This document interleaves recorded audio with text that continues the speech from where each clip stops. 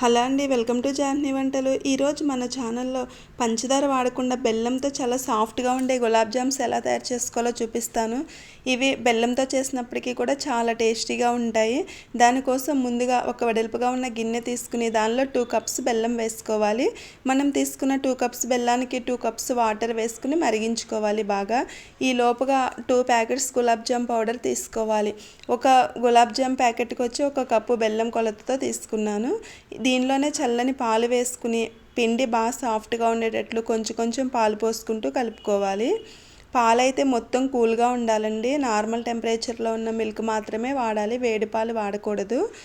ఈలోపు చూడండి, బెల్లం బాగా కరిగింది కదా. మీకు బెల్లంలో ఏమైనా నలకలు ఉన్నట్లయితే కనుక ఒకసారి వడకట్టుకోవాలి. ఈ బెల్లం ఏమి పాకం రావాల్సిన అవసరం లేదు, సన్నగా లేత తీగ భాగం వస్తే సరిపోతుంది. స్టవ్ ఆఫ్ చేసుకుని 1 చెంచా ఇలాచీ పొడి, కొద్దిగా నిమ్మరసం పిండుకుని పక్కన పెట్టుకోవాలి. ఈ లోపల నానిన గులాబ్ జామ్ పిండిలో నుంచి కొంచెం తీసుకుని మీకు కావాల్సిన సైజులో ఇలా రౌండ్గా బాల్స్ లాగా చేసుకోవాలి. చేసుకుని వీటిని మరీ బాగా హీట్ ఎక్కిన ఆయిల్లో కాకుండా మీడియంగా హీట్ ఎక్కిన ఆయిల్లో వేసుకుని సిమ్లో పెట్టుకుని బాగా ఎర్రగా వేయించుకోవాలి. చూడండి, ఇలా చక్కగా ఎర్రగా వేగిన తర్వాత ఈ బాల్స్ని కొంచెం గోరువెచ్చగా ఉన్న పాకంలో వేసుకోవాలి.